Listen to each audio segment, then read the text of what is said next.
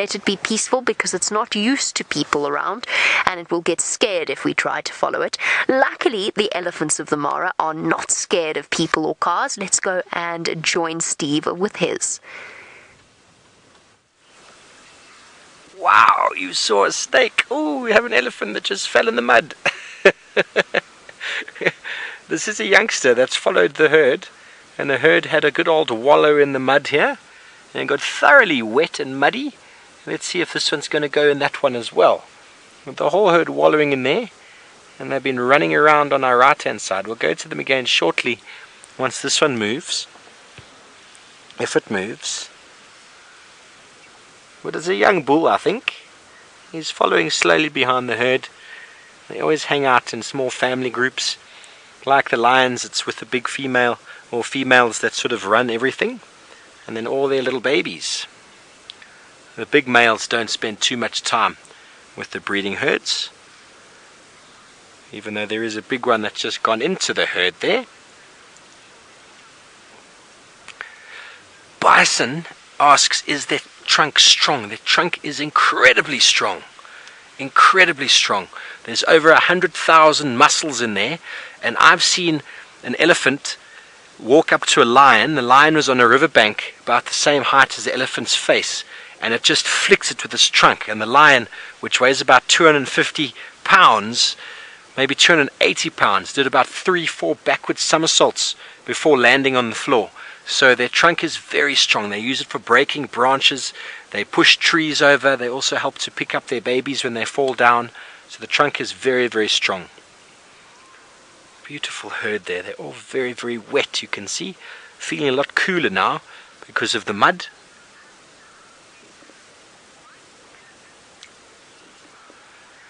Megan asks, why do elephants eat leaves? They eat leaves, they eat grass, they eat...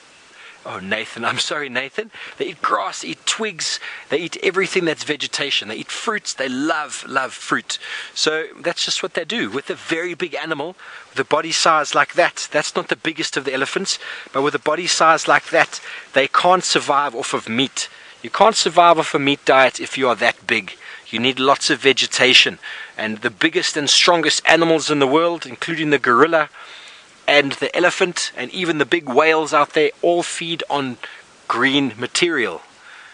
So it's not all about meat. If you had to eat meat and you're that big, wow, there would have to be a whole lot of meat. The biggest meat eaters, see, there's another big strong animal and they just feed on grass. So the biggest meat eater we have in Africa is the lion, and they only get up to about 400 pounds, whereas the elephant, big elephant bull, can get up to about 1,300 pounds. Wow. We are going to be going all the way down to South Africa, where my friend Scott has got one of the small little predators that you don't often see. They're very camouflaged, and they feed on all sorts of things, from birds to snakes to lizards, and sometimes on fruit. Well, it sounds like you guys have been having the most incredible safari, and I'm so happy you got to see a snake with Jamie, and also those elephants playing around in the mud with Steve. Now, elephants can be playful, but they can also be quite destructive, and if you look at this tree over here, as well as this one over here, they're both dead, and they both would have been killed by elephants who stripped the bark off the trees, and if the bark is stripped off the tree no longer has a transport system. But even though the elephants kill these trees, a dead tree can provide homes to other smaller animals. And if we look around this tree, there's a nice big hole in which something like a squirrel could live, or some lizards maybe. And let's keep checking for any other holes. Maybe we'll find another little surprise. What's that? Is that a tail hanging out of the hole? It looks like it is. Let's go up and take a closer look. It looks like the tail of some kind of a cat-like creature to me. And I'm hoping we're going to be able to get some more views of whatever it is once we get a bit closer, but it might be scared of us. It looks like it's moving back into the hole a little bit. And it's going to be tricky if I help Senzo by shining my spotlight on that hole. You might see a few spots There you go. You can see the spotted coat of what is called a genet. And it's a very small leopard-like creature that spends most of its time out and about when it's dark at night. And it's obviously just snoozing today, and it's quite a hot day. That's probably why it's dangling its tail outside of the hole. I'm not doing a very good job shining the spotlight in the same spot, but there we go.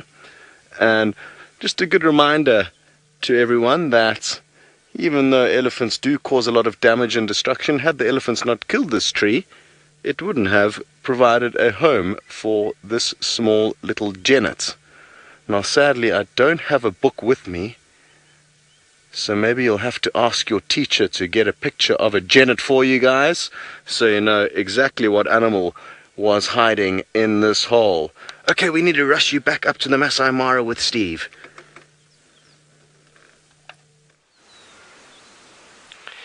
Thank you, Scott. From your small predator, we've got a hyena. There's 2 hyena here, and the buffalo came charging from about 30 yards. Let's see what he does. Buffalo don't like predators. See, hyenas will feed on young buffalo, and they will even kill medium-sized buffalo if they can. And that big bull, he's on his own. He gets up to about 2,000 pounds. You see here a little bit of a jump there. There are lions nearby, so they get quite skittish. And when they see these small predators coming near them, they often will charge them. That's what they do. It's their best form of defense. That's why they have those big horns on the head. And these hyena are coming charging. I'm not sure where they're going. Avery, very good question. Hyenas hunt, they got a very good sense of smell, and they often hunt in what we call a clan of hyena. So they're very good runners. You see the shape of the body, the front legs or shoulders taller than the back, and they chase animals down. They got the most powerful bite in the animal kingdom, and what they do is they will bite, and they can actually chase an animal, and they're such fast endurance animals that then when they chase something, they'll bite it and bite it and bite it, and eventually the animal will fall down and quite often will die of blood loss and shock. But also hyenas are very good scavengers, and they quite often will pick up and find the meat of dead animals, so they're very good recycler of the bush. It's important to recycle, and hyenas are very good at that. They are closely related to the lions, more closely related than to dogs, can you believe it?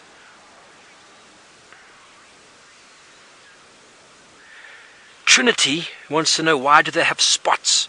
Well, their name is the spotted hyena, and the spots give them some camouflage. So it allows them to sort of go unnoticed out here. I don't know if it works very well because they're always running around, but maybe when they're sitting still, they go invisible. But it would be a form of camouflage for their hunting. But I think they've evolved past the spots because they chase animals, so they don't need to be as stealthy. But I suppose it helps if they can get a little bit closer to an animal that they're chasing before they try and chase it, save them some energy. But you saw how it was moving there. They can run like that for hours on end. They're very, very good marathon runners, and they often will chase animals into the ground. So that is their strategy for hunting. And yes, the spotted hyena, aren't they beautiful? They are also regarded as the ugly 5. Do you think they're ugly? I think they're rather cute. And I know Ralph, who's sitting at home, one of my fellow presenters, absolutely loves the hyena. In this area, because the lions are over here, the hyena are up and down.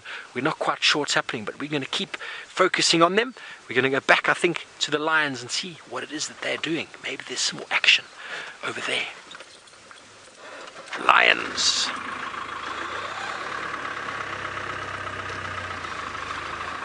Aidan asks, why are hyenas camouflaged? I think I kind of answered that before. When they are sitting just in the long grass, they're quite invisible to other animals. And also if they want to get a bit closer to animals when they're hunting, it enables them to sort of get close without being seen. That's the main purpose. Also, they want to camouflage from lions as well, because lions are their big competitor. So important for them to stay hidden if possible. But all of this action, folks, is happening within a very small area. We've still got the elephants here. We left the lions just over there. We've got buffalo, hyena. This is all coming to you 100% live. This is magical, magical stuff. And we're going to just pop back to the lions here. We wonder if this other vehicle has seen it. I think they have. There are lots of other private vehicles and lodges in the Masai Mara. You can actually come here with your family and drive around here on your own. It's quite an adventure. You need a proper four-wheel drive vehicle because there's lots of areas where you can get very stuck. If you like getting stuck, it's not a problem. But I know all my friends up here have gotten stuck for quite some time, for many hours on end. And there we have them. They are still lying down. I wonder if that's why they call them lions. How's that visual for you, Archie? Got a couple cubs moving around, but the adults are not doing too much. But this is what the lions do, boys and girls. You asked, why do elephants eat vegetation? Elephants need it because of their huge size, and they can walk around all day. Lions eat meat, and they sleep all day long. 20 hours. Can you imagine sleeping for 20 hours every single day? Not ideal, eh? Not ideal. But we are going to be saying goodbye to you, Allenton School, both the elementary schools. Thank you so much for being with us this afternoon. It's been wonderful having you. I hope you've learned lots about habitats and about animals. It's been wonderful having you here. We are going to stay here with these lions for a little bit longer. Who knows what else is going to come up. And while we do that, we're going to be going all the way back down to South Africa. And to my friend Scott, who I think might still have that wonderful Janet. So interesting stuff there with Steve. And I'm sure Steve is having a wonderful time at Mara. And we are now kind of just cruising around, no huge updates. For those of you who weren't with us on the sunrise safari, excuse me, it was quite a tough morning out here. The much needed rain that we got yesterday afternoon and late last night sadly has washed all evidence of tracks and signs away from us, so it was incredibly tricky going, and there wasn't too much sign of anything moving around Djuma this morning. It's not to say that there wasn't, of course. What you tend to find is that the ground becomes quite hard and compacted with all the moisture in most areas, and only once you've driven on the roads a few times does it become a nice soft kind of substrate where the animals' tracks will be easier to see. So we're gonna cruise about and hopefully find any sign of Thandi and her cub, who is a leopardess with a small, about 3-month-old little cub. And we knew where she was yesterday morning, but between then and now a lot could have happened. Tom, you would like to know if this is kind of normal? Well, no, not really. I mean, this is almost the 3rd year in a row that this area hasn't got the required rainfall in our summer months, and that is when we receive most of our rainfall here in South Africa. It's just the southern tip of South Africa that has a Mediterranean climate and has winter rainfall, but the rest of our country experiences summer rains. And like I said, for the last 3 years, well, including this would be the 3rd, it hasn't been good rains.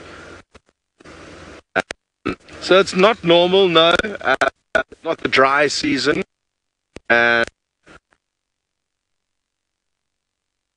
it is could have something to do with the way us humanoids are plundering the planet in many different ways, as I'm sure you're aware.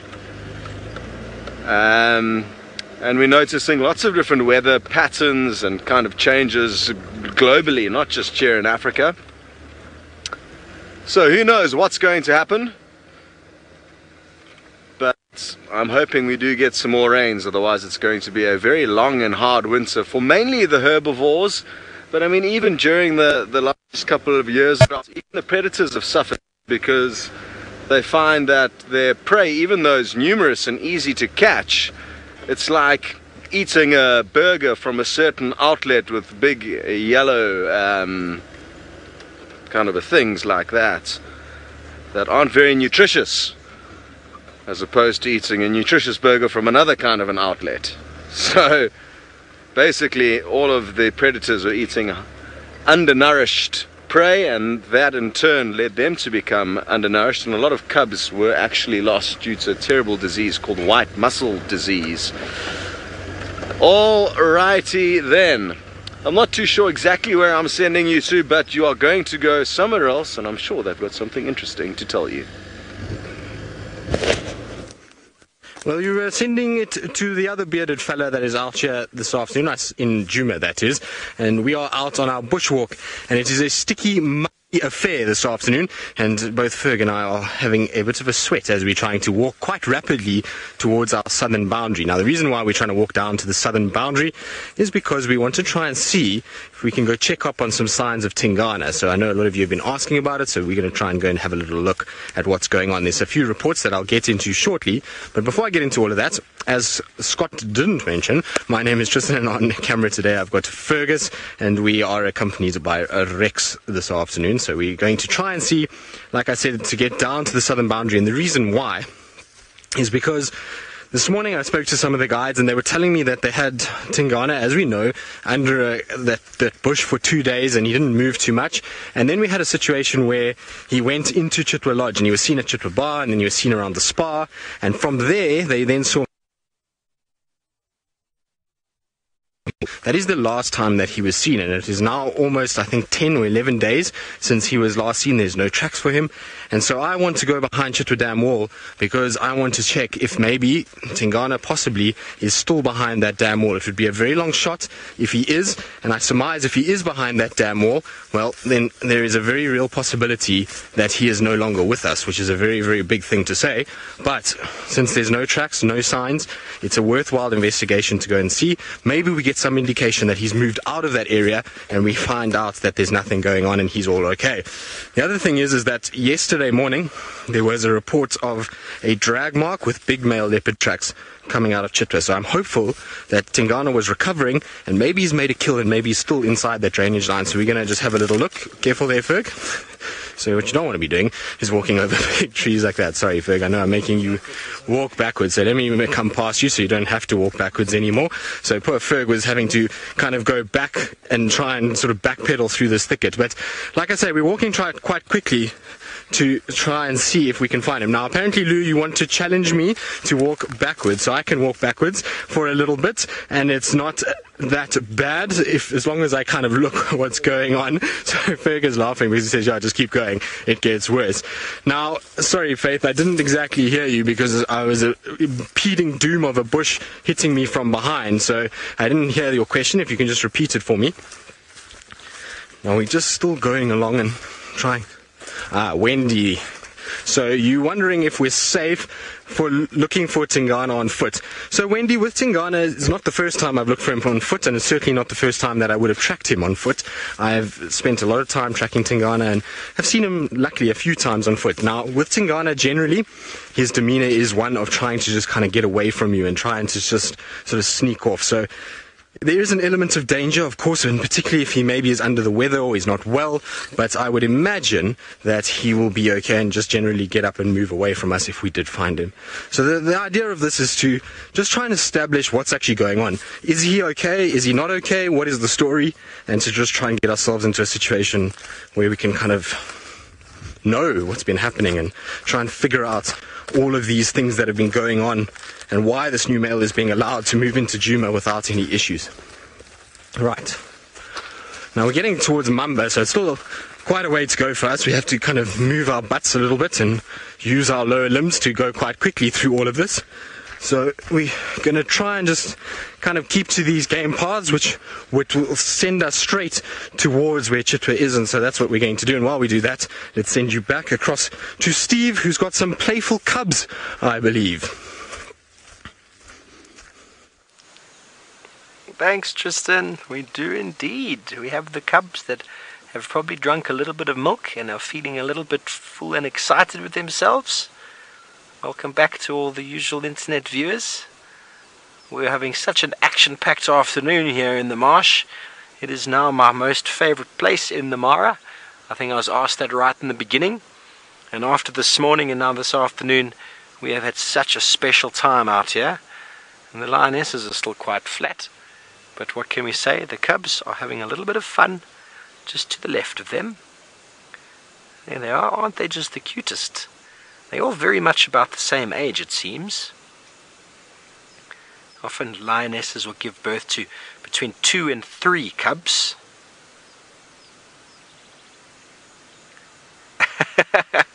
Joy asks if big cats respond to catnip like house cats do. I don't know, Joy. I've never tried. Maybe we should get some and test it out. I do know that cats are quite against pepper spray. I know that a friend of mine years ago was doing research, would put pepper spray on his camera traps to prevent the elephants from damaging them, and the cats quite enjoyed coming close to it, but as soon as they got too close they were quite offended by the smell, but it kind of attracted them slightly. But I don't think it's got anything to do with catnip. But at this age, you see, they will bite and chew anything. I think Tristan last night had one of the cubs taking the fur out of the big male lion's mane. Wasn't he so patient? It's a very important learning stage for these cubs. They're also trying to figure out their teeth, what they use them for. So anything they can bite is fantastic.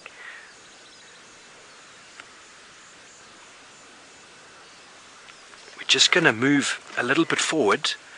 Archie reckons we might get a bit of a better visual. So if you just hold on for me, folks. There's a few other vehicles in the sighting with us. Obviously this is very special to see lions out, and especially cubs. Let me know when you're happy, Arch. A little bit more. Okay, there we go. We can get a few more of them. Remember, folks, this is coming to you live from the Mara Triangle. I haven't seen cubs of this age in a while. The one of the Nkuhumas down south is about this age, but it's not looking very healthy. I think that's got a lot to do with the competition of all its older siblings, whereas these are all about the same age. I think I counted 8 before. I have to have another little count. They're all out in the open now. There might be some sleeping. I can only see 4. But earlier it seemed like quite a few of them trailed the one lioness out. Yeah, no, there's 5 there. 5, there's probably some more there. That one's going to sneak up on Mum. Now watch the other one. It's going to come up behind. There's the play. Oh, the takedown. Look at that for a takedown. That's very important behavior when it comes to tackling down big prey. Taylor got some amazing footage of a lion jumping and pulling down a juvenile buffalo with a proper... Oh, there's another cub just popped up in the background. WrestleMania is on, folks. Who's going to win? Claw to the face. Such a cat-like gesture, isn't it?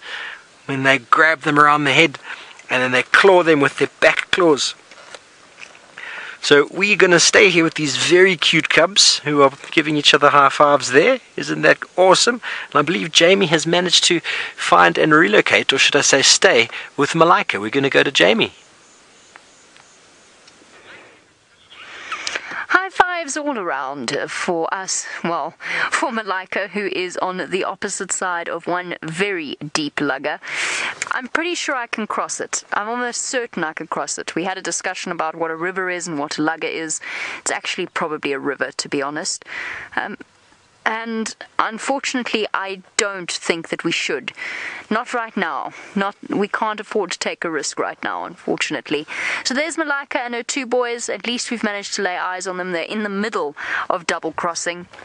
We'll have to come back here first thing tomorrow morning and go across the main part of double crossing and come and find her. But there she goes with her 2 boys. So at least we know where they are. Please don't go.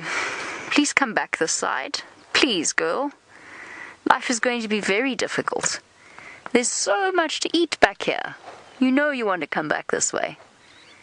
I don't know if she's listening to me, but hopefully we find her tomorrow morning in the middle of double crossing, ready to come back to us. So we found our cheetah. She's just not where we expected her to be. This is why I was so desperate to find her today and not to try again tomorrow. Because already she's moved, since we last saw her, about 5 kilometers in a straight line. And I mean, once you start letting a day or 2 go past, then you're really going to struggle to find the animals again, especially a female cheetah. Okay, I'm going to wave enviously at the cars that are across the lugger that I cannot cross or shouldn't cross. So while we wave goodbye to Malika and hope we catch up with her tomorrow morning, let's go back across to Scott all the way in South Africa and find out what his plans are on that side and if he thinks there's any chance of there being any uncrossable rivers there. Well done to Jamie for finding Malika, her and the Lady of Leisure. The Lady of Leisure being Malika, not Jamie. Not that Jamie does enjoy a bit of leisure when she's not working hard to take you all on safari. But what I have noticed with Malika is that she's enjoys sleep. How many mornings Jamie spends with her fast asleep, and it seems to be a trend. I fell into the same boat when I also spent some time with Malika when I was back in the Mara. And it's a little bit of a tricky one because for our TV shows, of which we have 5 coming up, starting on the 5th of Feb, starts early in the morning, and it's no good having Malika fast asleep for a 2-hour TV show. That's happened to me on 2 occasions with her. One time I should have ditched her. I could see a lion sighting off in the distance, and we could just see lions faintly through the binoculars, and we didn't have any idea what they were doing. And I decided to sit with Malika in the hope that she would get up, and then eventually I kind of ditched her with only a few minutes to spare and went over to the lions, and it was a magical sighting. Loads of lions, all finishing off a kill. Anyway, just some interesting, well, at least what I think is quite interesting regarding old Malika's early morning habits, which are to sleep in.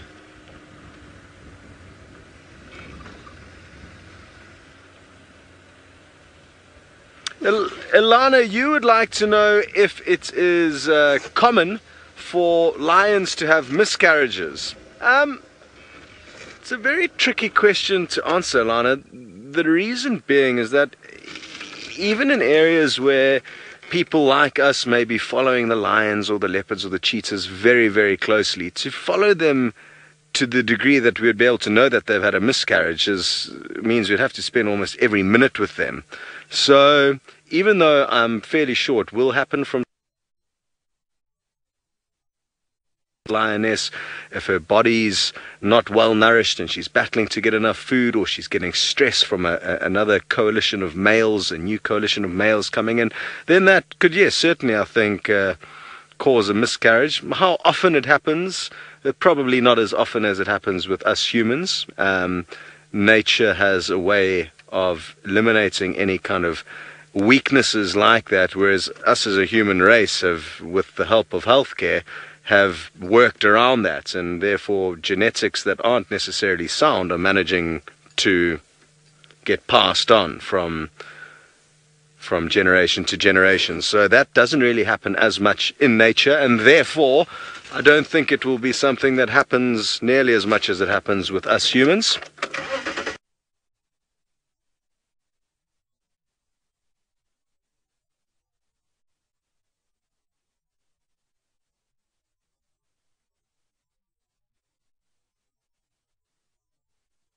Animals. Yeah. Sorry about the technical issues down in South Africa, folks, but don't worry, you're still strong here with us in the Mara, Archie and I at the helm, and we've got an elephant cow and a rather large calf that is still trying to suckle, which I'm quite surprised about. But what's interesting about it is they're not far away from where we are with these lions. The lionesses are still flat. They haven't done anything, but the cubs are getting all sorts of excitement on the side here, just to the left, Arch, a little bit. There we go, a couple of them chasing, and they're playing lots of games now. There we go, look at them. That one's a little bit bigger than the rest. He'll be getting a little bit more food than the others, and they all got some nice fat bellies at the moment, if it's just from milk or from maybe they had some of the warthog earlier, but look how beautiful those spots are that you see on lion cubs, which is a good indication that they evolved from a more of a forest-like species like the leopard.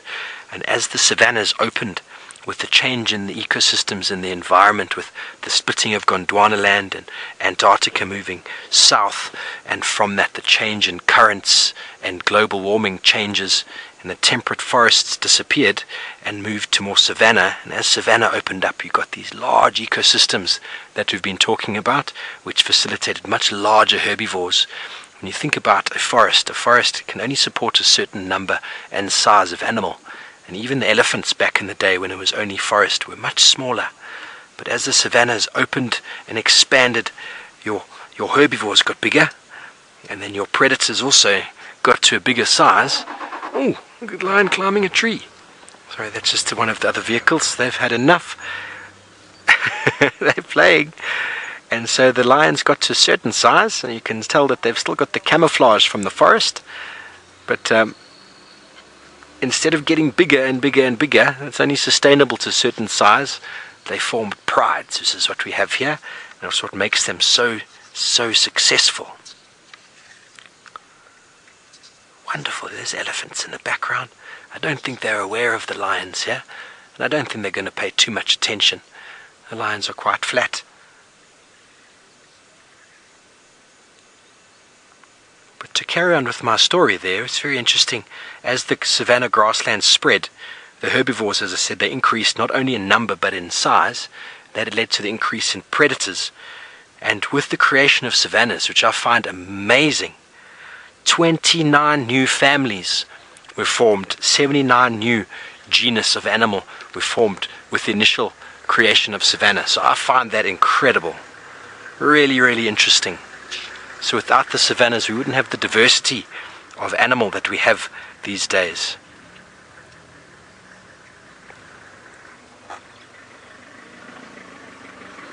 We are in the prime seat. Quite a few vehicles joining us now.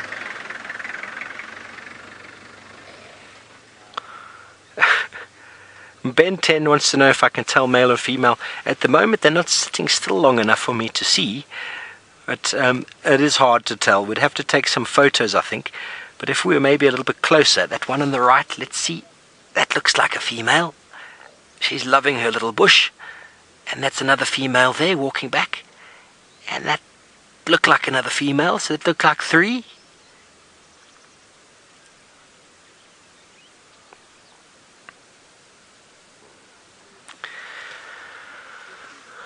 Good afternoon and welcome, ladies and gentlemen. We are sitting in the Masai Mara, the Mara Triangle in Kenya, with a pride of lions, a small pride known as the marsh breakaways. They are sitting here in the open, a nice big open marsh area, and we have the cubs, 6 to 8 of them I think at the moment, are running around and playing with each other. This is fantastic stuff. Please feel free to comment in the box below. Send your questions. Let us know what we can tell you about. This is live. This is action. It's happening in the moment.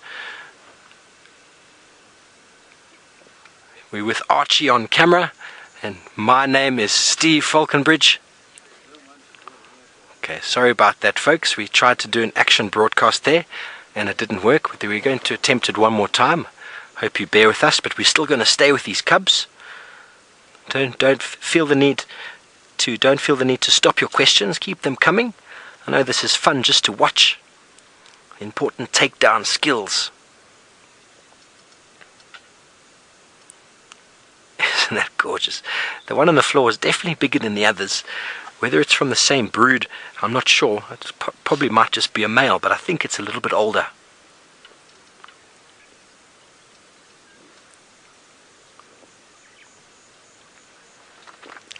Good afternoon and welcome, ladies and gentlemen, to the Mara Triangle in Kenya. We are at the moment sitting in an open floodplain with a small pride of lions known as the Marsh Breakaway Pride. We're busy watching 6 or so cubs that are full of beans after a meal of mum's milk and possibly some warthog this morning, busy playing. This is live. This is happening as we speak. My name is Steve Falconbridge. I'm joined by Archie on camera. Please feel free to post your comments below and your questions. See if we can chat about that. We're coming to you live, as I say, from Kenya in the Masai Mara. The adults are lying down. They had a little bit too much warthog this morning. Not too much, because their bellies are not too full. Normally if a belly's full, it sits higher than the shoulder and higher than the hip. But there are 5 adult lioness here, and what I thought earlier was 8, but I've only since counted 6 youngsters. And there, have a look at that one in the middle of the screen, Arch. In the stalk posture, there it goes. Oh, in the takedown. This kind of play that you see in cats is very, very important to them being integrated into the pride. There we go, the typical bite on the buffalo's tail. There we go, takedown. Not only are they fighting with each other, play fighting, to defend or to fight against other lions, but they're also using that for pull down and takedown of larger prey. Mary, this is too cute. I agree with you. There's nothing cuter than lions playing. And look at it. This is how they learn. This is very important to their behavior. They are a social cat. And the females out of these youngsters, if they reach maturity, will join the ranks of the battle elite in the pride and help in the hunting. They will not be allowed to sit by and watch. They will have to be integral in the hunting techniques. And it's important that they learn. I'd say these cubs are between 3 and 4, maybe 5 months old, and they're primarily feeding on milk. I think that one in the background is a little bit older, but you can still see they're very, very cute. There's some other vehicles in the sighting. We are in the Masai Mara Triangle, so there is open access to a lot of vehicles, so apologies for the noise, but the lions aren't taking too much. Watch, he's sneaking up behind. What's he going to do? There's the takedown, the bite of the buffalo tail. You see that in adults. They jump on the back of a large animal like a buffalo, staying away from the horns, and they'll bite down and pull down with their very sharp claws.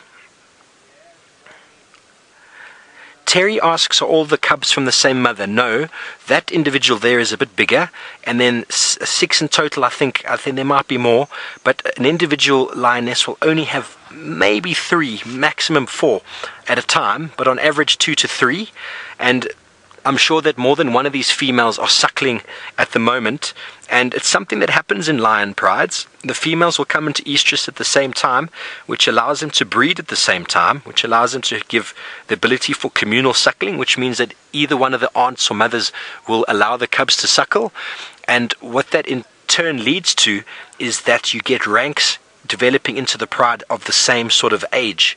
So it's a very important aspect of that. But another important aspect that a lot of people overlook is if, say, there's 6 or 8 cubs in a pride, and maybe 4 of them, 5 of them are male, that there's generally a 50% ratio. So let's say there's 10 cubs and 5 of them are male, and if all 5 of them can reach sort of the age of 2, 3 years old, they will eventually get pushed out of the pride. But because there's 4 or 5 of them, the chances of them taking the genes from this pride and basically creating their own pride sooner are much greater than if it's just one male. So having cubs at the same time also benefits that. So communal suckling, there's also quite a high mortality, so you've got a good chance of at least having 1 or 2 of 6, or maybe 3 or 4 of 6 surviving, depending on the success of the pride. And they need that for sort of adding to the ranks of lionesses. Kimberly, I believe this is the Marsh Breakaway Pride. Isn't that the cutest little cub you've ever seen? I think they're getting a little bit tired, as little kittens and little puppies do after a little bit of play. The play starts getting a little bit less exertive. Those two are still having a go. The typical cat attack. They are so soft and cuddly, and there we go. Take down.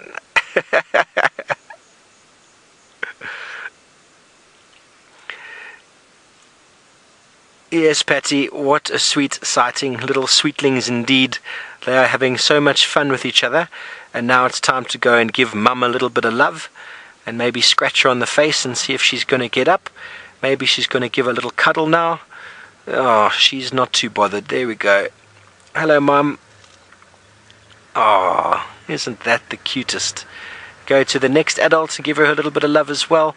Very important element of lion society is the tactile communication, the touch. There's lots of touch and reaffirming of bonds. They're sisters and grannies and daughters, and they've got to grow up together and hunt together, and they've got to have each other's back. And if they're not close and if they're not strong as a unit, they will never work as a unit. So there's lots of important communication between them. There's another lioness at the back. She's not too bothered with the cubs playing. She knows it's an important part of their day. Also tires them out a bit and hopes they'll sleep.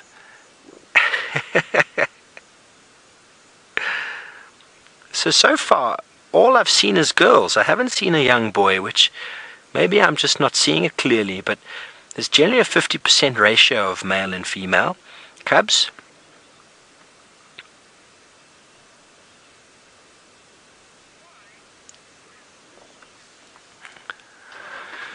Morali wants to know why have we not seen a male with this pride. Now, the 5 females that are here, maybe they've all got cubs, maybe they don't. They probably all do. And these females, after giving birth, will not be reproductive for more than 2.5 years.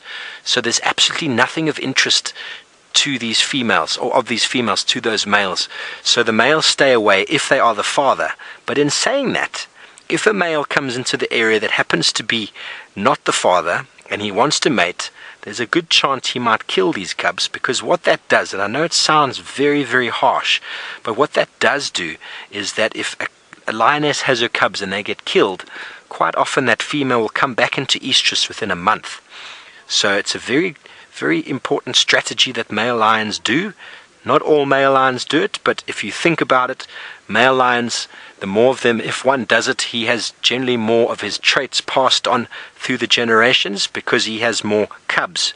If a male lion doesn't kill cubs and he hangs around with a pride that doesn't breed with them, his genes aren't going forward. So it doesn't really benefit him. So it's not in all lions, but it is something quite common in male lions these days because they want to breed. So the males don't spend too much time with the females. They want the females to do the hunting and they'll do the eating.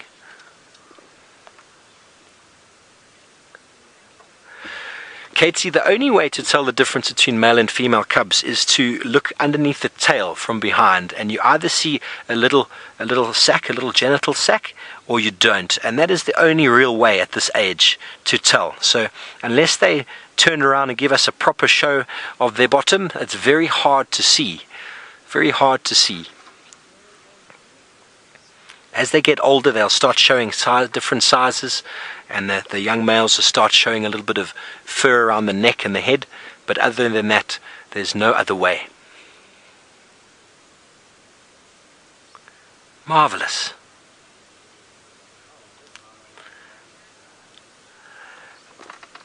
Kimberly, yes, they do. They do have their hands full with these cubs. They do indeed. But they seem to be quite a successful pride, and the cubs seem to be doing quite well. It is still early days, and it is difficult to say how the fates will fare for these youngsters. But as is the want of the natural world, cubs will survive or they won't. The weakest will not go forward, and the stronger ones will survive, and that's how the natural world operates, and just the way it works. Thank you everyone for joining us this afternoon. I hope you've enjoyed and learnt a little bit more about lions and enjoyed the view of these cubs running around. I know I have. If you'd like to continue on watching, we are still live, so feel free to Google Safari Live and continue the show. We're on for another hour or so. Please do so. But in the meantime, I'm going to say to the rest of you, good night.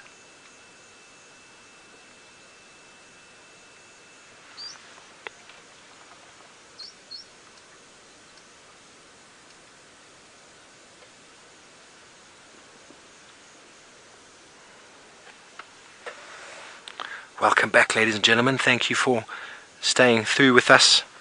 Feel free once again to send your questions and comments through to #SafariLive. We're having a wonderful time with these young cubs. Well, they are having all sorts of interesting behavior. Look at that. See the posture? Right down low. Look at that. It's very important behavior. See how you can just see the ears from behind? We think it's play, but play is so important to these animals' upbringing. There we go. Oh. It's not too serious, obviously, but it's all about body language. And as they, oh, there we go, growling at us. Look at that. Aren't you ferocious, little one? Ferocious. Now, most people would think these are tame lions. They are not. They're completely wild. We're in a vehicle in one of the wildest places on the earth. Oh, is that a little boy? I think that's a little boy. Yes, that looked like a little genital sac there. Oh, of course it's a boy. He's much rougher than the girls. Boys always are, aren't they?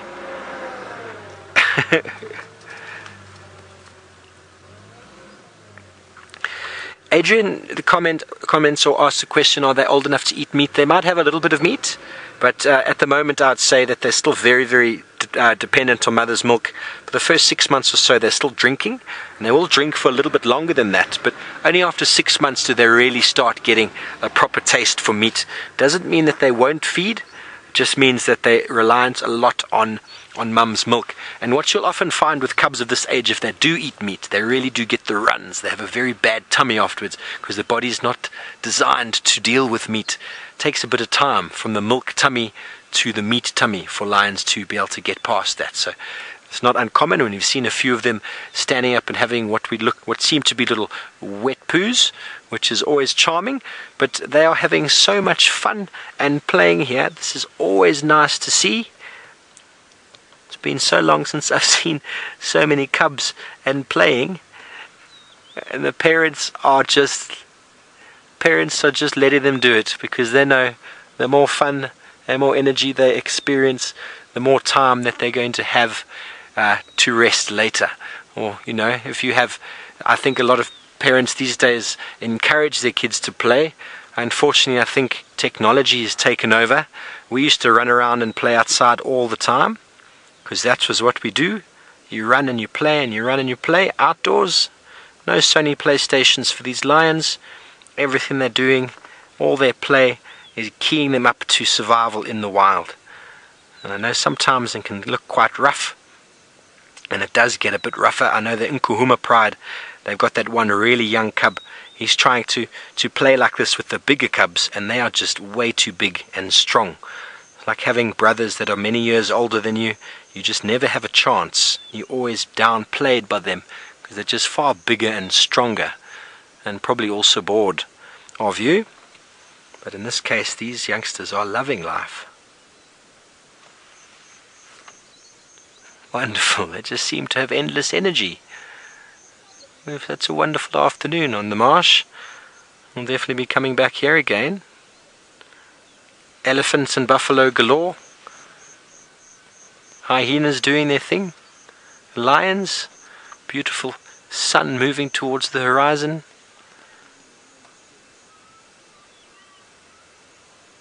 You can probably hear some other people in the background.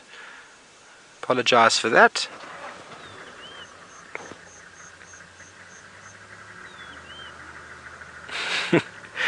There we go, pulling of the tail. What else is the tail for if not to pull in your mouth?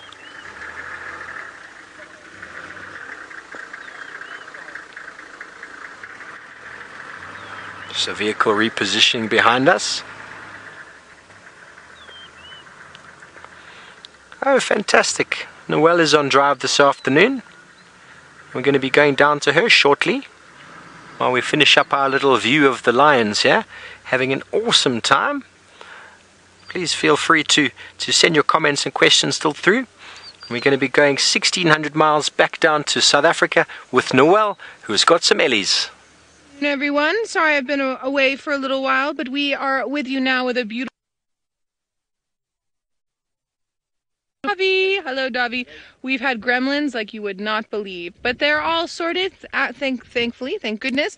And we are sitting here with a beautiful marula tree with a good, huge female is what I was going with, but that sounded horrible. With a nice breeding herd is where I'm trying to go with it, and a really large matriarch that's there on the right-hand side. Now, on the left of the tree, we've got a teeny tiny little elephant who's busy trying to nurse. And I'm watching him try to nurse off this female, and I actually get the feeling that it's not really his mum because she keeps moving away and pushing him away. I have seen this before. I've seen where females have given birth and can't lactate, and I've seen little ones trying from other, oh my goodness, yeah, from other females as well. Sorry, I was just looking at the bottom there. So I'm not really sure. Also, the one that he's trying to nurse from is young. So it's an interesting little scenario that's happening here. I'm not saying that he is not going to get nourishment and that his mom doesn't have milk. I'm just saying in this particular circumstance, I think he's just slightly confused about what he's supposed to be doing. Now, an elephant that's not slightly confused is our other little pairing up here with the matriarch and her youngster, who did just get a little bit of a drink.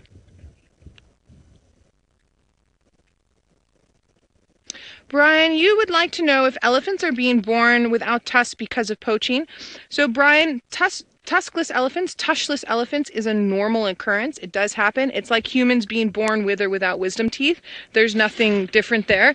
What you will see because of a / some poaching, and poaching is illegal hunting, you will see that a lot of the large the genetics for the large tusks, it has been taken out, and that's why you're seeing more herds these days with either smaller tush or with no tush at all. So that's how that sort of fits in together.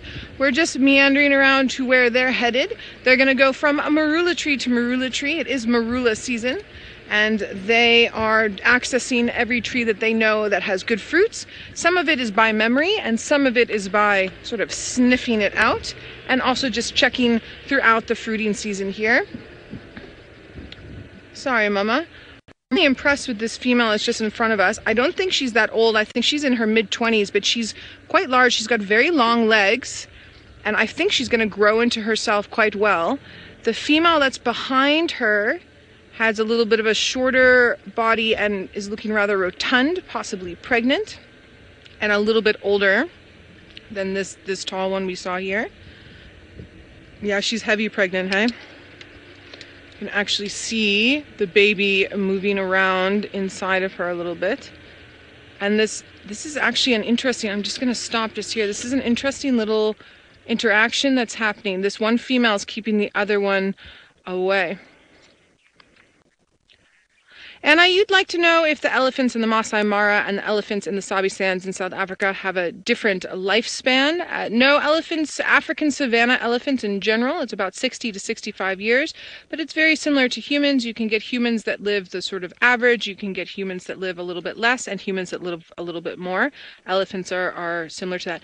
That female is pushing out that other female. Very interesting. The only other time I've physically witnessed this in the wild was with a very old female elephant who was not happy with one of the younger females who was giving birth too early.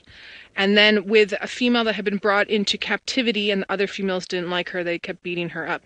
So while we're going to try and get another view of these Ellies, let's head on up to Jamie, who's still there in the Masai Mara, about 1,600 miles away.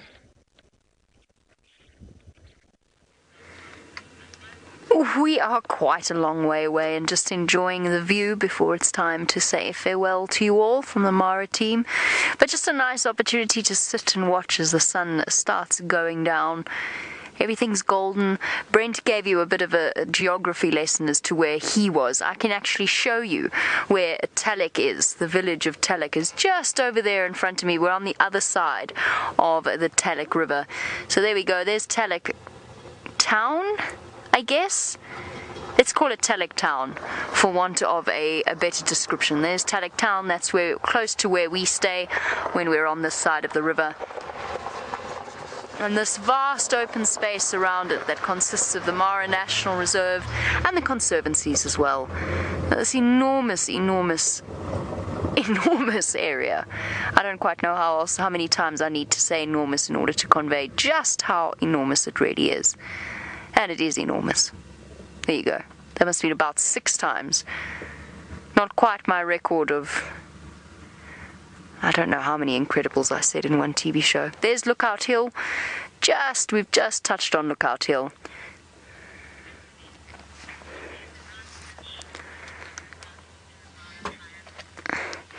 Bethany, there's a couple of different reasons for why the grass is shorter here than it is in the triangle. In this area, it's just utilized by a greater number of animals, and then here in particular, it's quite rocky soils, very, very rocky actually, so a different type of soil altogether.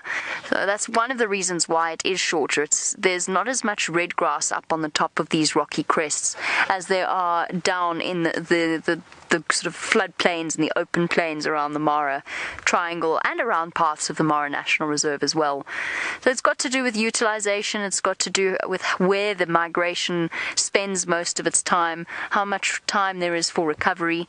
There's a lot more in terms of animals, essentially, in this particular area that are feeding off the grasses. So a combination of geography, soil types, the amount of rain will also affect it, as well as the utilization by the various grazers. There's lots of different reasons, but it all totals up together. And I'm sure every year it's absolutely, it's different. Each and every single year, I'm sure the effects are felt slightly differently depending on the rainfall and where the migration decided to go. All right, it is a time for the Mara teams to say good evening to you all, and also we're going to be saying goodbye to most of our social media platforms. So if you'd like to continue your safari with the South African crew, then you can just Google Safari Live to find the rest of it. So enjoy for those of you that have joined us, and we will see you again tomorrow morning. Well, we are down at Chitwa. We've finally made it for the first ever bushwalk on Chitwa area, and I can tell you it's good to be back. I've spent many an hour walking around this dam, and so we've positioned ourselves just on top of a termite mound right at the dam's edge, and we're just watching the hippos go about their business. There's a female with a tiny little one that came quite close and was hanging around very close to us, and then the rest of them are all pottering about as well.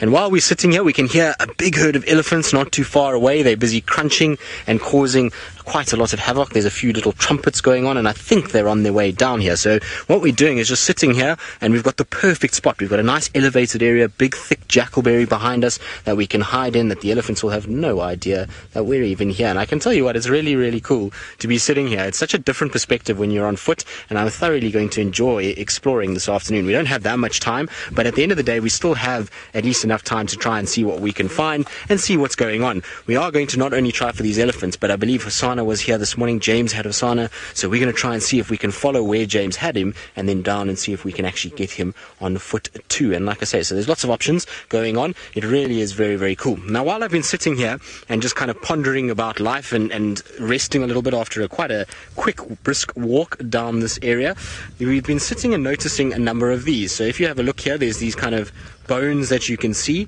Now, these are all bones from a catfish. So you've got the jaw structure for a catfish here. This looks like the top of the head, and then this is also another different catfish also that hasn't been eaten as much. This one has been destroyed a little bit, whereas this one hasn't. The catfish does have a bony top to its head, so it is a very, very tough animal. You can actually see a hole for where the eye was, and then the top over there, and it's all kind of dried out. There's a few little scales, and the reason why these are here is because of the fish eagle. So the fish eagle sits on top here and it eats them, and then the heads fall down from the top of the jackalberry and land on the termite mound. And so while I've been sitting here, I think I can see 4 or 5 different heads that are all around this termite mound. So it means that our fish eagles have really been doing a thorough job of actually getting rid of some of the catfish that spend their time at Chitwa Dam. It really is very, very cool to actually see. Obviously we don't get to see these kind of things very often because we don't have a huge population of fish eagles where we are in Djuma. There's the odd one that will kind of fly over every now and then,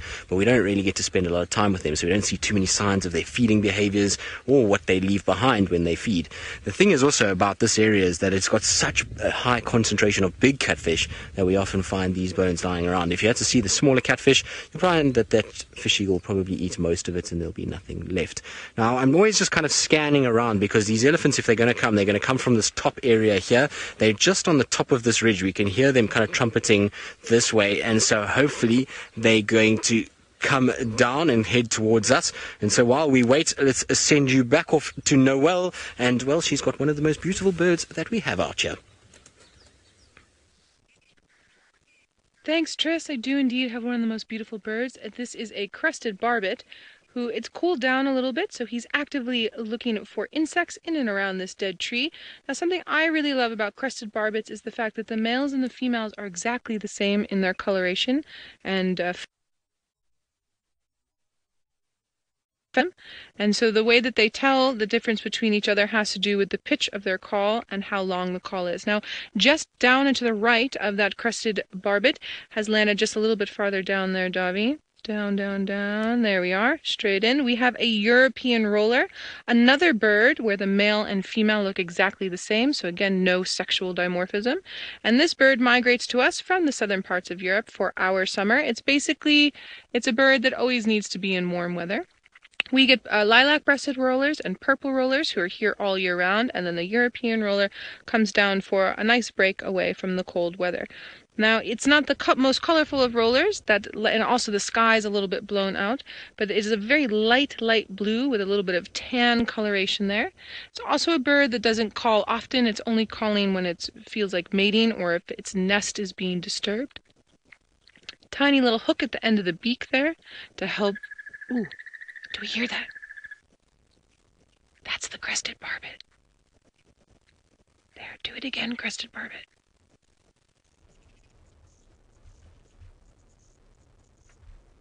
Now he knows we're listening to him.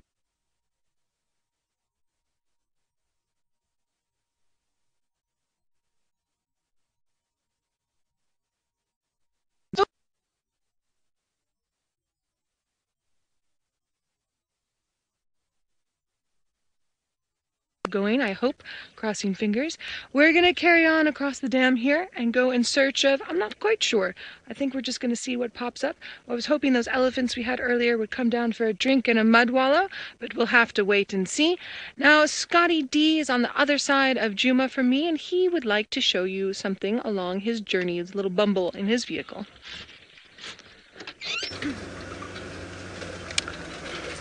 Welcome back. And I'm sure a lot of you guys are enjoying having Tristan on foot at Chitwa. Exciting prospects there. And I'm hoping he gets lucky with whatever he intends on finding there. I can't remember what it is he said he was looking for there, but he definitely said he was looking for something. Anyway, maybe you can ask him when you head back to him next. So, no joy just yet. Like Noel said, we are on the opposite end of Djuma to where she is. We're out on our northern boundary here and just scratching around hoping for any sign of Thandi, a leopardess, and her youngster. But we've got no idea where she is. So we're just kind of working off yesterday morning's findings, where we found where the little cub was stashed. There was no sign of mom, so mom was obviously off hunting, and we're not too sure what's happened after that. We walked through that same area this morning where we found the cub yesterday, but no tracks to be seen. They've all been washed clean from a lot of rain that we had yesterday afternoon and later last night. So tricky business, and it's actually a quick reminder of how tricky it can be in the rainy season. Or how much more tricky it should be. It hasn't been because of the drought that we're experiencing, but it definitely makes our lives easier with regards to finding animals. Far easier to track them down when it's dry and dusty. The rain does no good helping with tracks, unless there's like a tiny little area where it's soft clay-like mud that will receive the print of an animal well. Most of the roads are very sandy, and all the moisture does is bring all the little sand particles closer together, and it actually kind of compacts them, creating a very hard surface. So we're just driving around, stopping the vehicle every now and then, listening, hoping to get some alarm calls or any kind of signs from Mother Nature as to where she could be hiding. Okay, well, it sounds like we're having some issues with the stream, so we're going to send you over to our friends doing the tech loop and hopefully get to fix it shortly. So stay tuned, we should have things up and running shortly.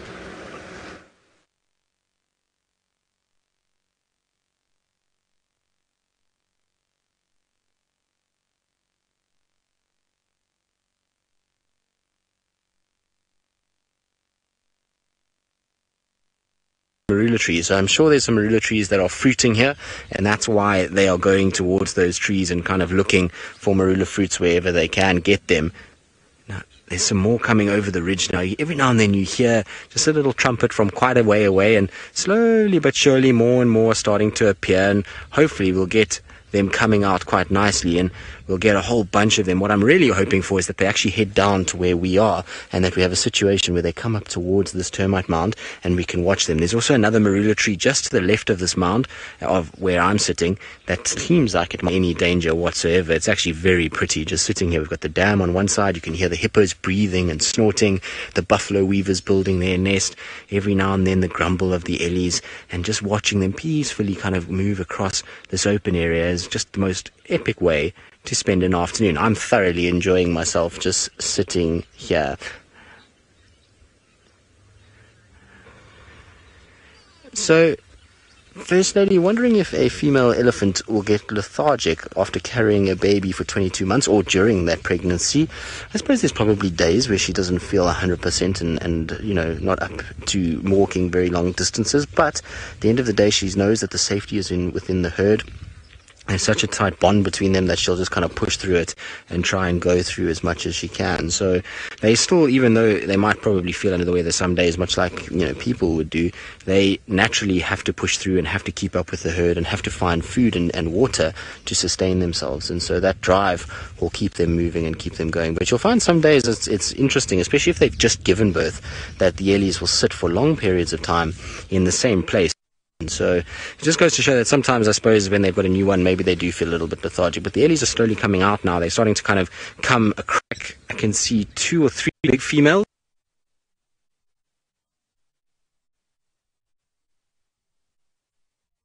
And then a couple of small ones, and then 1 or 2 sort of teenagers in amongst there as well. And like I say, the last time Rex and I walked on Chitwa, because Rex and I used to work together at Chitwa, it was the last time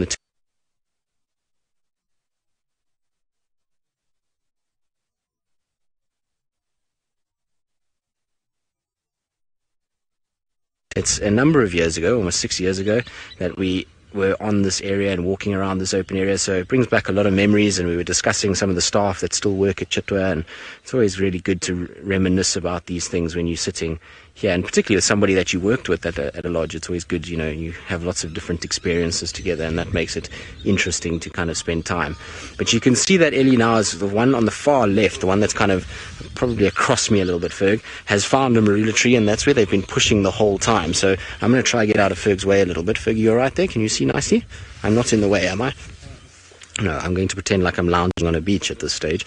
But these ellies have found the marula tree that they probably were looking for. That's where they've gone, and immediately they stopped as soon as they got to that tree. And the trunks are down. You can see the ears are slowly flapping, and they are being very selective in how they're feeding. So instead of going and grabbing huge swathes of grass or leaves, they are picking up every one of those little fruit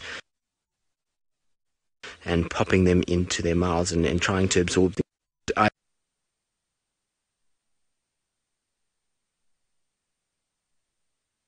Idea. Now I can see another whole bunch of ellies coming out and starting to make their way across, so hopefully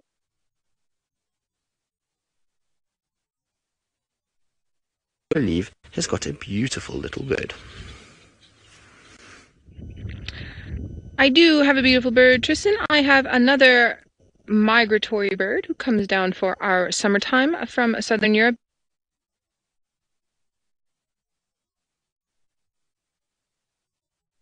This is a woodland kingfisher, and we see them often, but they are rather pretty. It is also happening.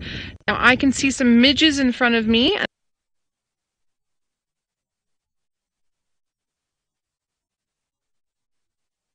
and some other flying insects, but they're very teeny tiny. What I'm actually in the mood to see is some winged alites, the flying termites, the termites that come out of the mounds to start new mounds. And if we do find a nice view of them, we will also get some nice bird activity. But the brown-hooded, the gray-headed, the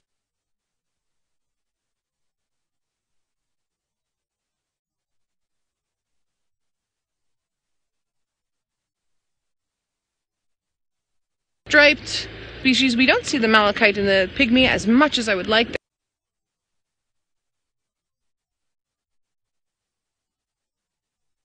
They're beautiful and teeny tiny, about half the size of that woodland kingfisher we saw, but we might just pick up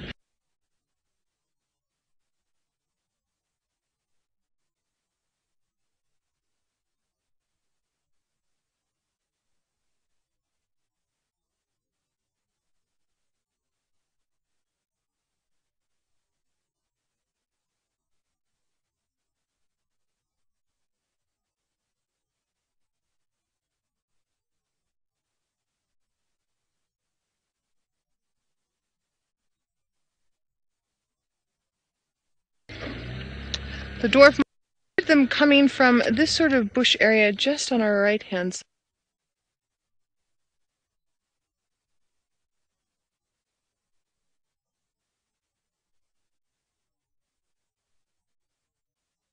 side. When there's no danger around, they sort of spread out, and then when they find,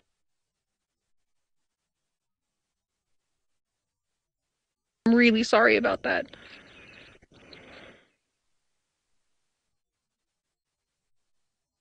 For this afternoon, because, well as we want the elephants to come, we do not want the gremlins anywhere near us. So you can see the ellies are slowly but surely heading in our direction. They've changed direction a little bit. They were heading more to a westerly, but they've now turned a bit more south, and it looks like they might be coming down towards the dam, which is quite nice.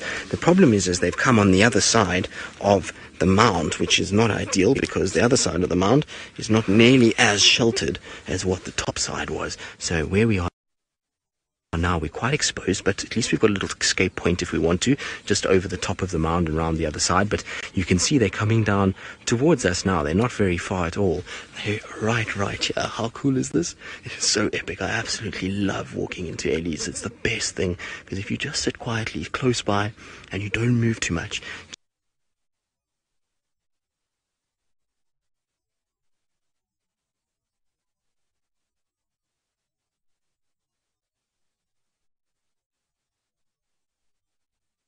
generally they're completely unaware of you, nice and still, not talking too much, and they should come right here. They shouldn't be too far at all. But how cool is this?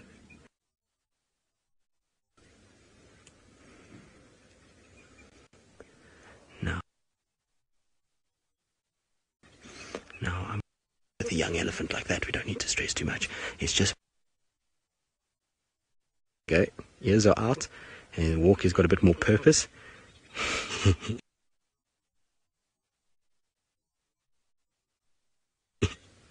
There we go. Poor guinea fowl are just having to kind of shuffle out the way as quick as possible.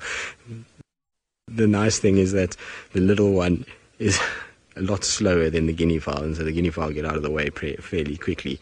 But very, very cool to see nonetheless. Now, he's a little cheeky, but that is very, very, very common for our ellies. They do often do this, but like I say, particularly young ones, they just see movement, and I suppose it's just interactive for them. They're intelligent animals, and they like to kind of interact and see what's going on around them, and so often they'll come down and kind of chase birds and francolins and guinea fowl are a prime target because they tend to walk towards elephants, and then they run when the elephants come, which kind of eggs them on a little bit. And it's a prime example is why you don't run from elephants, is because you saw there as they moved, the elephant chased them. So Elena, who's 14 years old, hello Elena, and you want to know, is an elephant less likely to survive if it doesn't have tusks? So no, Elena, they actually, funny enough, still do just fine. It's obviously going to be a bit harder in times of drought. That's when they'll struggle a little bit, because in drought times they're going to be eating a lot of bark, digging up a lot of roots from under the ground, and they'll use those tusks to break the hard ground where the roots are being kept. But still able to use their trunk, and their trunk is their primary feeding tool. So as long as their trunk is okay and they don't have tusks, then it's fine. An elephant with no trunk, no tusks, well, that's a different story. It's going to have a much harder time trying to survive than one that's just got no tusks. Now, the spot that I'm sitting is not really ideal, because I'm sitting under a knobthorn and I keep getting poked in the bottom by a thorn. So I'm going to try and get it off my bottom, because it's not very comfortable at all. There we go, I got him. So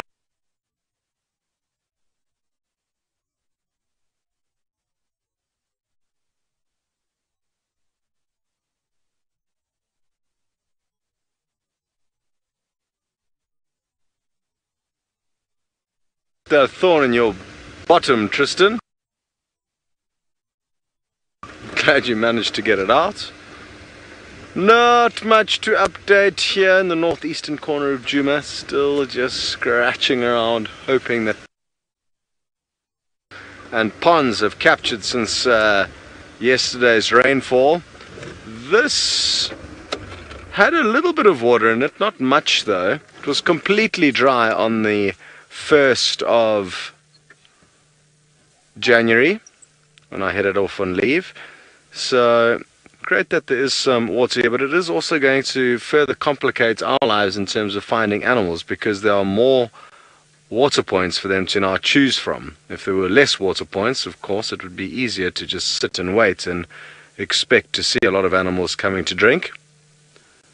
So that is going to be another bit of a kind of hardship that we face after getting this much needed rain that we got yesterday. I hope we get a lot more rain. I've got no idea how much rain has fallen so far this rainy season, but I'm guessing it's probably not even a fifth of what it should be. And sadly, I don't think the clouds that we're looking at now are going to bring us any further moisture tonight, but maybe I'm wrong, and hopefully at some point in time in the not so distant future we'll get some more rain. Ideally not during our 5-day extravaganza of TV shows, which is coming up. That will be a small disaster. Whew. James was telling me today that they did an 8-part series, one show every week, sometime last year, and every single show except for the first one it rained. Every Monday they would get rain. So let's hope we avoid that.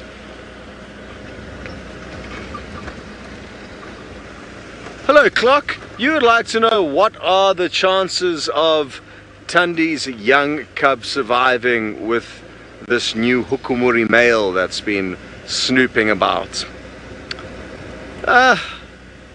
It's hard to say. I think what will have a bigger impact on Tandi's cubs' futures, not so much, of course rogue males could become a problem, but more importantly,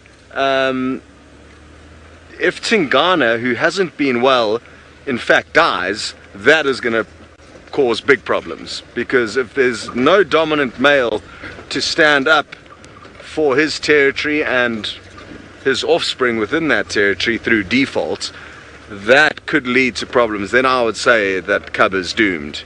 If Tingana is not alive, that cub will not make it, in my opinion.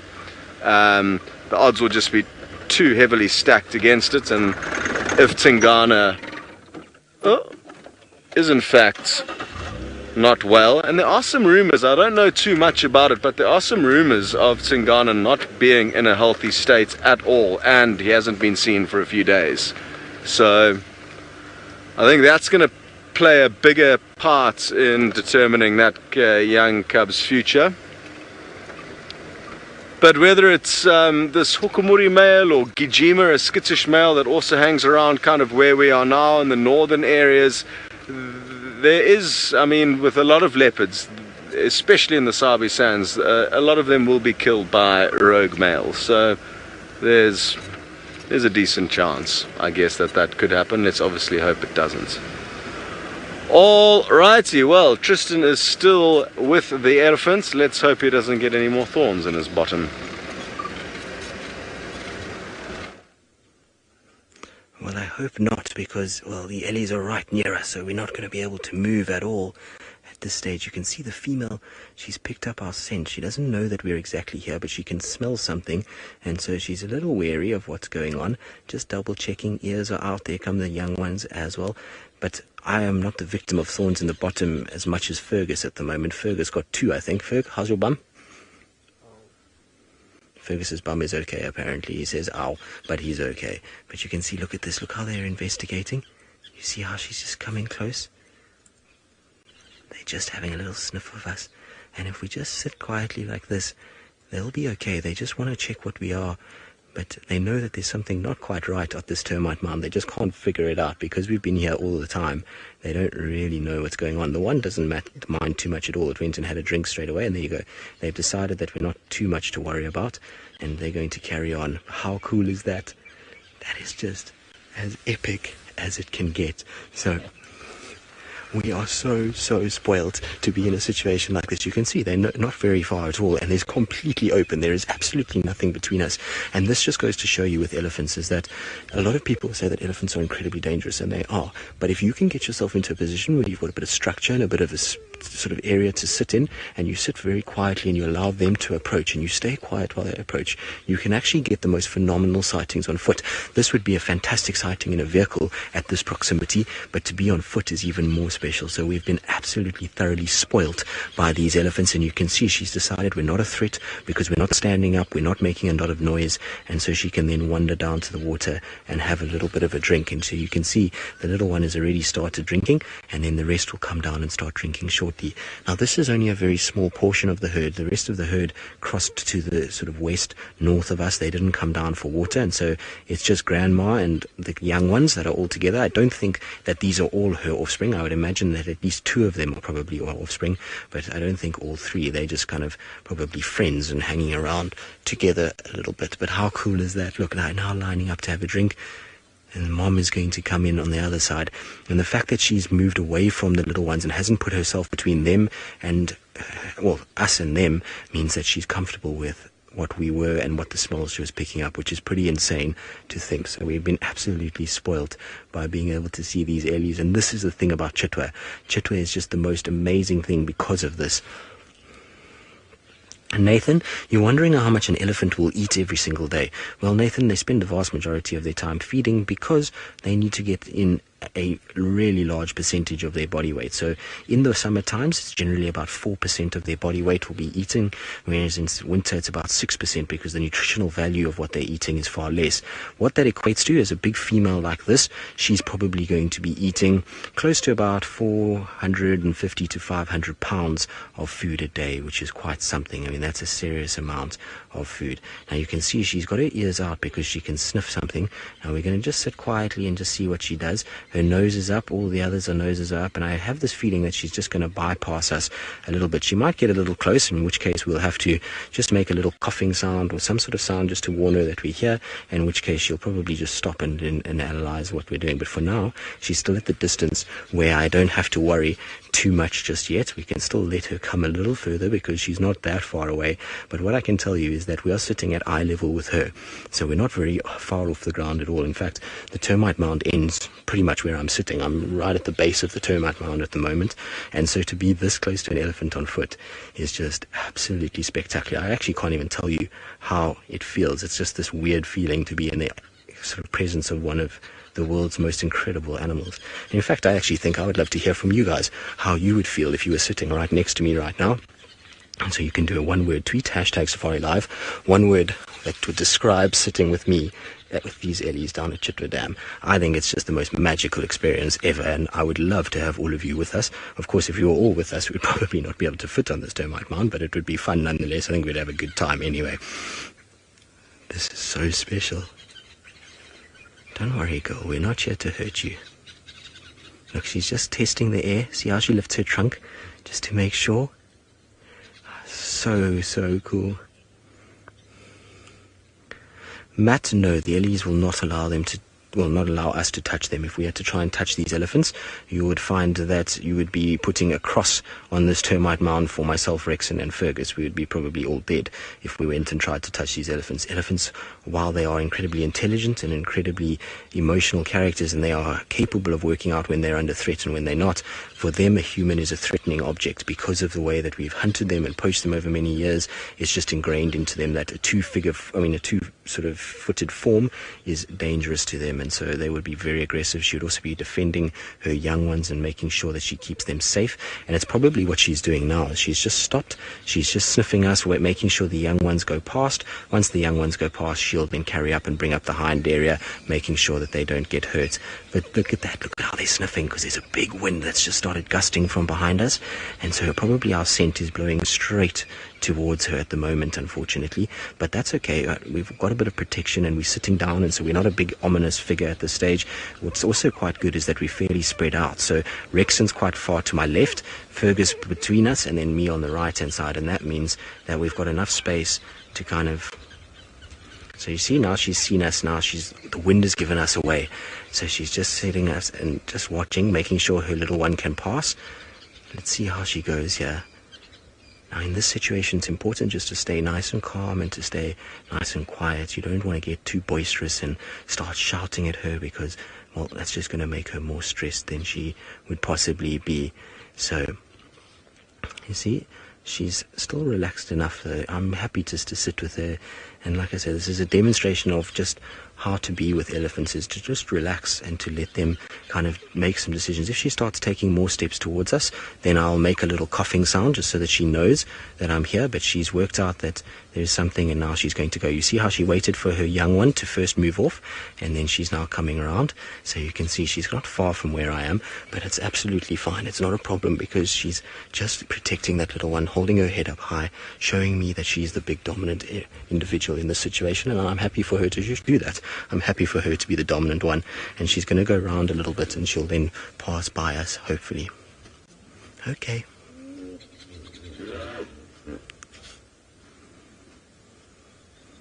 Christina, you say your one-word tweet is epic. Well, it doesn't get any more epic than this, I can tell you that right now.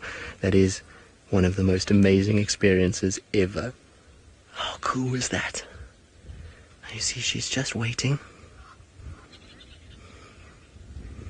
First Lady, you say scary. Well, First Lady, I know it can be a bit intimidating, but I promise you that at no stage has this elephant displayed anything to say that she wants to be aggressive with us. She's more curious than anything else and more protective of her little one. That's all she's doing. She's just making sure that she's between us and the little one, and making sure that the little one has a safe way to walk out without us doing anything. Look, you can see she's now moving on slowly. She's still kind of aware that there's something here, but she can't really see us, and there she goes. She's going to start ghosting away on the other side of the termite mound. And so while it might appear very scary, it is actually in no way where we're in danger there, which is pretty cool. And this is the best way to do elephants, is to try and get onto termite mounds. Make sure that you're in a situation where you can stay nice and safe and that you can just be relaxed and not move too much. Movement is your enemy when you're sitting with an elephant at that distance. You want to be nice and quiet, and you want to be quite low, because then they don't feel threatened in any way. And you can see we've had a situation where she's walked past, they've drunk, and she's walked away without getting aggressive, which is just the absolute perfect way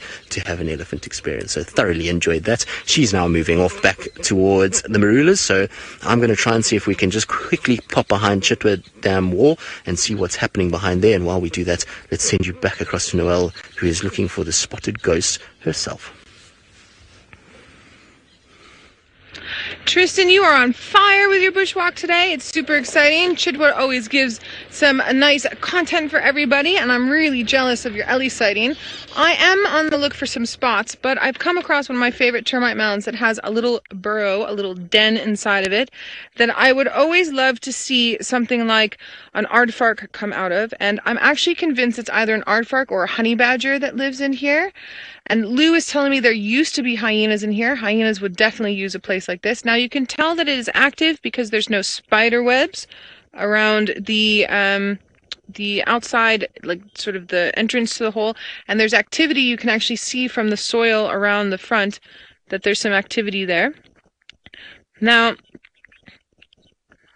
oh, I'm being told that James was inside this hole this morning, and I was getting really excited. All right, so apparently the animal I was looking for is Mr. James Hendry.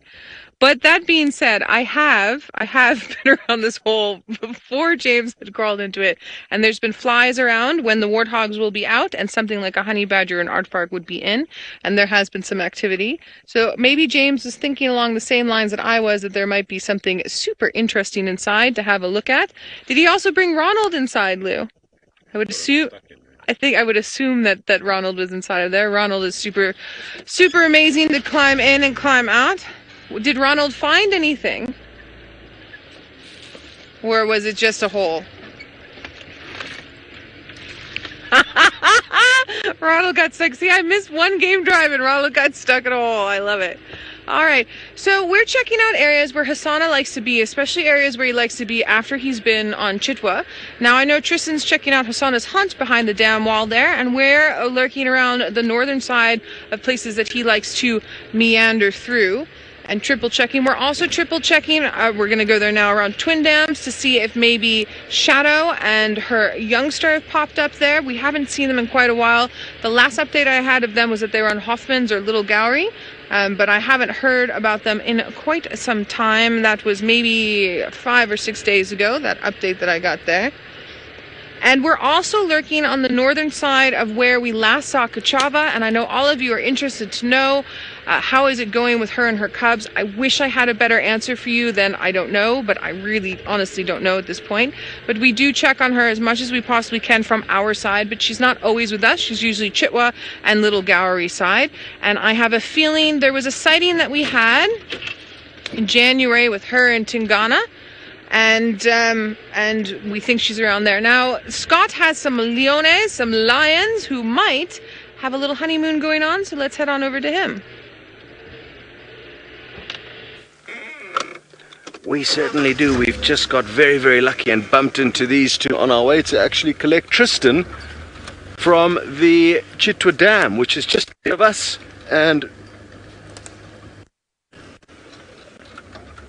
what a pleasant surprise. It looks like Amber Eyes and one of the Birmingham males, and she's leading him straight north back towards Djuma. She has got a bee in her bonnet and he is getting very excited by her. Well, interesting stuff, and we're going to have to just move again quickly to be able to get some more views of them. Now, she's an interesting lady, this old Amber Eyes, and oh, he's getting very boisterous. He's literally trying to jump onto her as she walks along the road, and it looks like she's given in. We don't have the best view.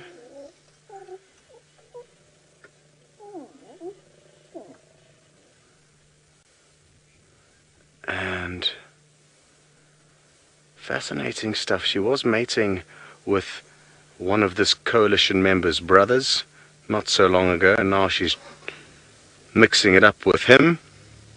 And they were seen this morning. I'm not sure if there were actually any copulations were seen. I know that he was trying his best, but interesting that she eventually gave in after taking him for a little walk along the road. And I'm told there was no copulations this morning, and the name of this male is Nhenha, whereas the previous one that she was mating with was called Tino, I think, or I'm getting confused, but it was definitely a different one. And I always find it interesting how a coalition of 4 male lions, like the one he is a part of, kind of work out who gets to do the mating. I'm guessing a lot of it's just kind of luck of being in the right place at the right time. And I'm guessing she might be heading north back towards the rest of her pride. Now, we sadly do have to move along because we just kind of bumped into the sighting on the way to collect Tristan. I had no idea it was here, so we do need to make space for some other vehicles. But it's almost the end of the safari, and I don't think they're going to copulate anytime soon. So, very good. Well, just a final reminder as I make my way out of here for some Safari Live Bingo, which is going to officially start happening on the 5th of February. So, if you'd like to gather some more info on the Safari Live Bingo, Lou, I'm going to need some help here, please, with the website. I'm not too sure what the website's called. NatGeoWild/Safari Live. NatGeoWild/Safari Live, and there you'll get all the updates and information on the Safari Live Bingo. And what it's worth knowing is that it is going to win 2 of you a trip to Africa. And so it's not the 5th, it's actually Sunday the 4th. It'll be the 5th here, but it'll be the 4th in America. So that's something for you guys to look forward to. I'm not too sure where the trip is to in Africa, But it'll be somewhere cool, I have no doubts about that, and definitely worth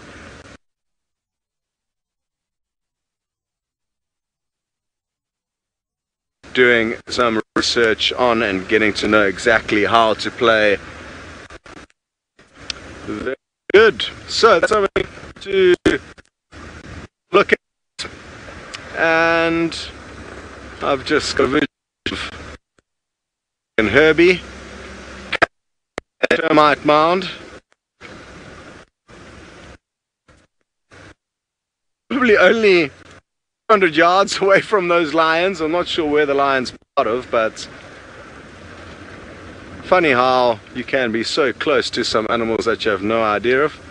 Very good. Well, I'm going to say goodbye for this evening and send you farewell for the last few minutes of the safari.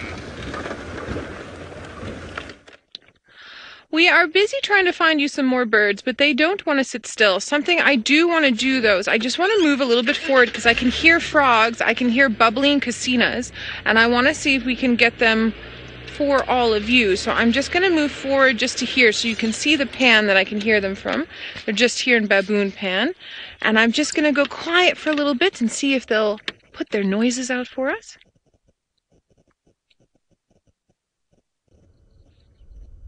Of course, now that I'm here and want them to do something, they're doing nothing.